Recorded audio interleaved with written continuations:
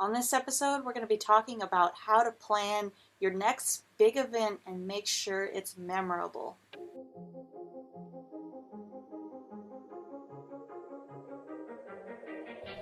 Welcome to Thriving Launch with Luis Congdon and Kamala Chambers, the show for heart-centered entrepreneurs who want it all.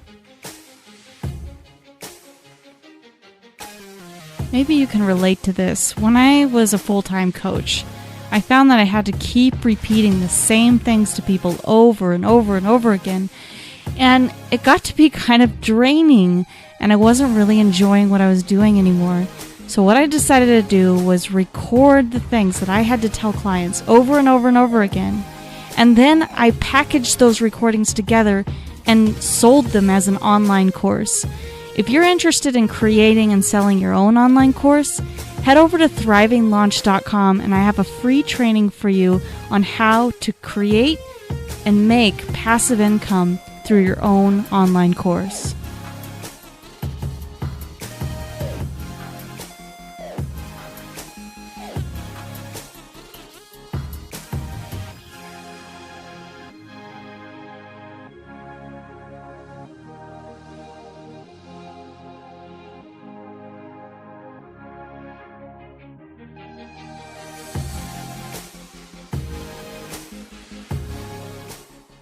Today we're here with Allan Scott. He is a keynote speaker, a best-selling author, and an award-winning event professional.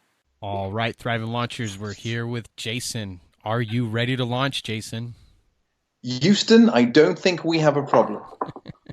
So, hey, you've been recognized by Eventbrite as being one of the top people to create events, and that's very significant because Eventbrite is one of the biggest producers of events in the world. It's very hard to find an event that isn't being put on through Eventbrite, and that really makes you somebody who's a specialist and understands how to create events and really utilize events for businesses and media purposes. And I'm curious if you're somebody new to event planning and you'd like to put on something, where do you tell people to start? Listening. I grew up in South Africa, in Cape Town, and the first significant president I had was Nelson Mandela, better known as Madiba. And his father was a tribal leader. And his father said it taught him that when you're sitting in a circle with people, you should always speak last because you can find out the needs of everyone in the room before you need to say anything. And I think with event planners, we need to first, or if you're putting on an event, whether you're a planner or not professionally, you need to understand the point of that event. Is it a promotion? Is it exposure? Is it networking? And once you understand that exact need, then you can address it. I love that. What is your favorite way of identifying what the need is? Do you survey people? Do you just reach out to your audience and ask them what they're really wanting? How do you put that information out there and collect it? 8 out of 10 of my events are client focused. So a client will come to me. So let's look at very recently, I did an event for small business within the United Kingdom. So they came in and they said, we've got all these incredible small businesses within the United Kingdom. How do we give them more attention that they deserve? We want to put on an event show. So we said, okay, they're going to call it the Small Awards and it's going to highlight small business. Well, then now we've got the focus. We know exactly what the success matrix is. We understand that if we can get small business to feel special, it's a successful event. And then we work backwards. We also know, I have a master's in clinical psychology, that the brain only remembers 2 parts of an event, the emotional peak and when you leave. So we immediately add that in. So if you're going to win at the event, then of course that's going to be your emotional peak. But maybe you don't. And most event shows have more losers than winners in the room. So how do you get them to feel an emotional peak? And then how do you make the exiting strategy something that they'll never forget? It's why a lot of the time in these big events and parties you see from all over the world, you'll see the famous goodie bag. It's because it guarantees you something memorable as you leave the event. I really like that, and I like that you kind of narrowed it down to something specific as well. I really want to hear about some of the mistakes. What have you found are some of the biggest mistakes that people make when planning events? Oh my gosh. There are so many. Event planners was voted as, or event planning was voted as the fifth most stressful job in the world by Forbes magazine 3 years in a row. And it's because part of our job is firefighting. Part of it is realizing that there's only so much you can plan. As Mike Tyson said, everyone has a plan until they get punched in the face. So you prepare yourself for the fact that the AV is probably going to go wrong. And most events, the mic has some sort of feedback or there's some problem with the musical choice. Following that, lighting is very popular for going wrong. But probably the most popular after sound is food. Vegans been served meat. Meat eaters been served vegetarian options, not enough vegetarian options, things been served cold. The wrong type of entertainment pops up once in a while, very rarely. We recently had a Taiwanese act at a Chinese show that was ridiculously bad, but none of us picked up on it. We just obviously weren't aware of that particular flunder. So all kinds of things happen.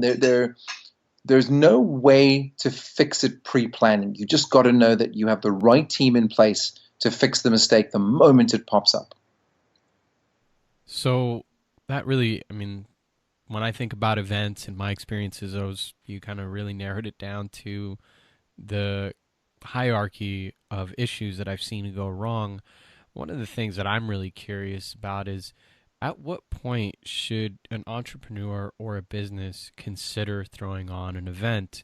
I'm looking at this kind of in a way that a lot of people are wondering, at what point should I outsource? We know that maybe it's a good idea, but one, why is it a good idea? And two, at what point and time in your business success or growth should you put one on, and why should you do that? Firstly, let me just say that's an excellent question. I recently did a talk at Google. I think actually it might have been last year now. This year's flying past me. And the question was this exact question. It was, when do you put on an event? How do you put on an event? What's the right route to market for your event? The truth is, you should put an event on as soon as you have a product or service to sell. It's part of common parlance now for someone to say, do you have a website? Is it SEO'd? Is there a funnel approach? Do you have an email sequence? The truth is that can be a dark science. You're not sure what SEO means. You're not sure if the person you're hiring is the right person that's doing all the things. But let me tell you what isn't a dark science: events. We've been throwing parties or been part of a party or an event from the moment we are born. There is no easier way to sell a product or a service than to look in the eyes of your customer and say, this is it. It's also a great opportunity to find out if your product is wrong or if your service is wrong or if you've got the wrong audience. An event immediately puts a spotlight on the pros and cons of any product or service you do.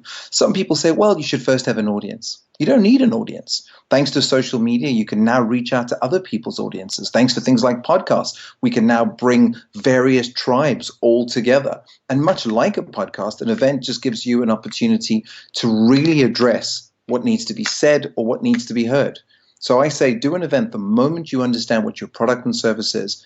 Test it with your market, because you're never going to get a better opportunity to see if it's the right product, the right service, or the right audience which you're serving. I want to hear your top 1 to 3 things that you say you absolutely need to do to make the most memorable and greatest event possible.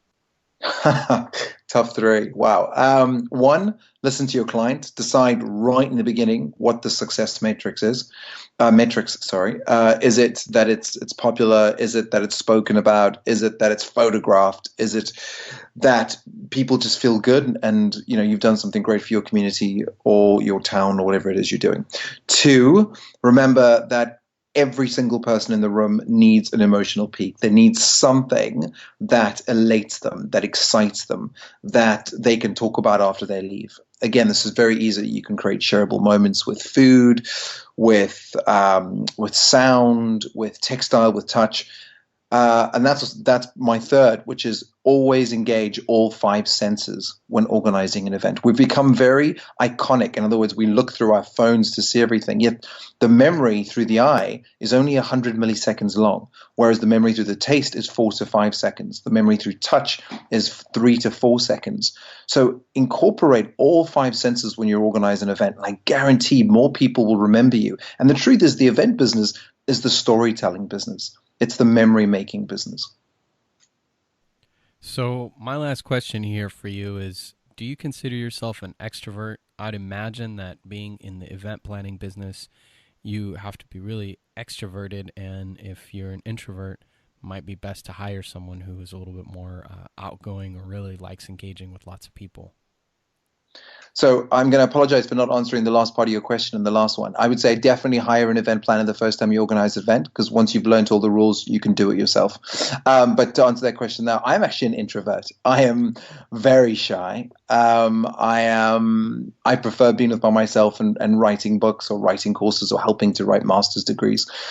That said, I believe that extreme need is the mother of innovation. And if pushed, we bring out whatever we need in ourselves. And with events, you can easily be an introvert because you can have someone else step in front of the limelight. You can be the back of house and allow someone else to be the front of house, whether that's your catering manager, your operations manager, your show caller. There's so many roles within the event space that it's very easy to be the man or woman behind the face of the business. I have made myself the face of my business only because I wanted to create a role that would never end. I wanted to follow Seth Godin's rule of always being what's that incredible word he uses? An impresario. And that impresarios are always needed no matter what industry you find yourself in. I love it. And as an introvert myself, I've planned lots of events, and I don't think you need to be an extrovert to do it. You can do it right as long as you have the right team, and that's exactly what you're saying. The last question before we go, I just want to know if there's one major ninja trick that you want to leave the Thriving Launchers with for their event planning, something that they can really dig their teeth into. My number one ninja trick is to know your audience. I used to have a club, number one Leicester Square, the Penthouse, hence my social media is Penthouse Lord. And this was right in the beginning of Google, I would try and find people's pictures and I would put little comments next to it. And what I would do is something that I'd always wanted to happen in my life, which is to be able to walk into a room as an introvert and have someone come over and say, "Hi, Louise, I'd like to introduce you to Michael. Michael works within events and is really loves dealing with children. Louise is looking to have a child. I'll leave the two of you and move off." As an introvert, to be introduced to someone, especially with your something of interest, it makes you feel comfortable. It makes you feel relaxed. I also guarantee that as a host, you'll be someone that will always be remembered. As a business owner, they'll be like, "Oh my gosh, Jason always speaks so well of me. Michelle always speaks so well of me." Or they introduced me to so many people that I've now got this much business. Be a great introduction specialist. Be someone that cares about their audience, cares about the fact that everyone's there for a reason, and always introduce people to people with one thing of interest to each other. Jason Allan Scott, everyone, talking about event planning and how to make a memorable event.